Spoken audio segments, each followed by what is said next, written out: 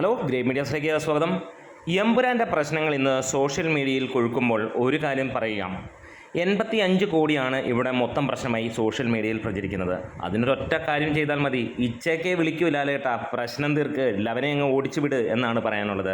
ഒരുപാട് പ്രശ്നങ്ങളിൽ കൂടെ നിന്ന ആൾ തന്നെയാണ് ഇച്ചാക്ക, ഇപ്പോഴും അങ്ങനെ തന്നെയാണെന്ന് നമുക്കറിയാം. നിങ്ങളുടെ ഇച്ചാക്ക അല്ലെങ്കിൽ ഞങ്ങളുടെ മമ്മൂക്ക അത് പരിഹരിച്ചു തരും. ഇന്ന് മലയാളത്തിലെ 4 നടന്മാരെ വിളിച്ചു കഴിഞ്ഞാൽ ഈ 85 കോടി പ്രശ്നം തീർക്കാവുന്നേ ഉള്ളൂ. എല്ലാവരും കൂടെ തിരിച്ച് ഈ സിനിമ അവരുടെ ബിസിനസ്സിൽ ചേർത്താൽ പോരെ എന്നുള്ളതാണ്. അതിനുവേണ്ടി ഇത്ര വലിയ പ്രശ്നങ്ങൾ വേണോ? മാർച്ച് 27 തന്നെ സിനിമ റിലീസാക്കാനും പറ്റും. വേണ്ടി വന്നാൽ നമുക്ക് കേരളത്തിലെ മുഴുവൻ തിയേറ്ററുകളിലും ഇറക്കാനും കഴിയും.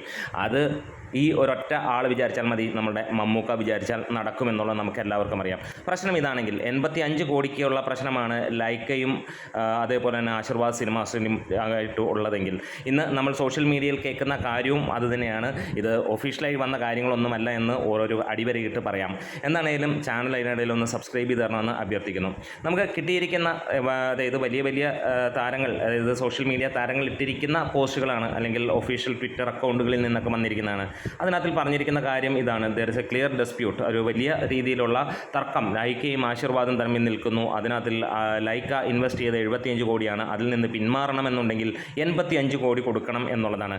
അത്ര ദാരിദ്ര്യം പിടിച്ച കമ്പനിയൊന്നുമല്ല ആശീർവാദ് സിനിമാസ് എന്നുള്ളത് നമുക്ക് ആദ്യം പറയാം. ഈ സിനിമ 250 കോടി ബഡ്ജറ്റിൽ ഇറക്കാമെങ്കിൽ, അതേപോലെ 75 കോടി ഇവർ ഇറക്കിയിട്ടുണ്ടെങ്കിൽ, അതിനകത്തിൽ മലയാളത്തിലെ മമ്മൂട്ടി അതേപോലെ തന്നെയുള്ള 2-3 താരങ്ങൾ വിചാരിച്ചാൽ, എന്തിനും മമ്മൂക്ക മാത്രം വിചാരിച്ചാൽ ഈ 75 കോടി ഇട്ട് ഈ സിനിമയുടെ പാർട്ട്ണറായിട്ട് പോകാവുന്ന കാര്യങ്ങൾ മാത്രമേ ഉള്ളൂ എന്ന് നമുക്കറിയാം. ഇനി അതും വേണ്ട, ബാക്കിയുള്ള മലയാളി താരങ്ങളെല്ലാം കൂടെ വിചാരിച്ചാൽ, നമ്മുടെ പ്രസ്റ്റീജ് സിനിമയാണ് എമ്പുരാൻ എന്നുള്ളത്, മലയാളത്തിൻ്റെ പ്രസ്റ്റീജാണ്.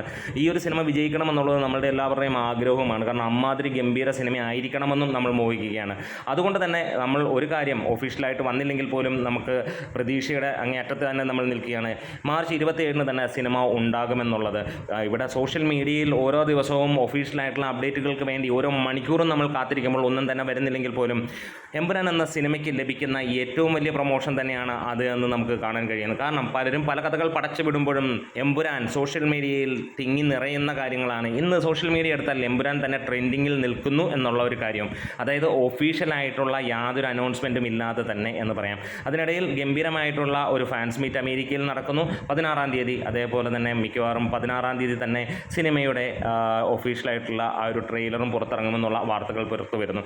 എന്താണേലും പ്രശ്നം ഇതാണെങ്കിൽ തീർച്ചയായും നിങ്ങളുടെ അല്ലെങ്കിൽ ലാലേട്ടാ, നിങ്ങൾക്ക് ഈ ഒരു വീഡിയോ കാണാൻ എപ്പോഴെങ്കിലും അവസരം വന്നാൽ ഒരു കാര്യം പറഞ്ഞു തരാം. ഇതുവരെ ചിന്തിച്ചിട്ടില്ലെങ്കിൽ നിങ്ങളുടെ പ്രിയപ്പെട്ട ഇച്ചാക്കയെ വിളിക്കൂ, അദ്ദേഹം ആ പ്രശ്നം തീർത്തു തരുമെന്നുള്ളതാണ്. ഇതിനു മുമ്പുള്ള പല പ്രശ്നങ്ങളും നമ്മൾ സാക്ഷി വരിച്ചിട്ടുണ്ട്. അദ്ദേഹം വന്ന് ആ പ്രശ്നങ്ങളെല്ലാം തീർക്കുന്ന ഒരു കാര്യം, ഇതും അതുപോലെ തന്നെയുള്ളൂ.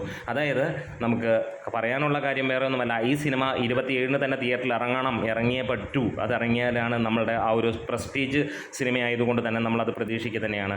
ഒരു ഈദ് റിലീസായിട്ട് തന്നെ നമ്മൾ കാത്തിരിക്കുകയാണ് ഈ ഒരു സിനിമയെ.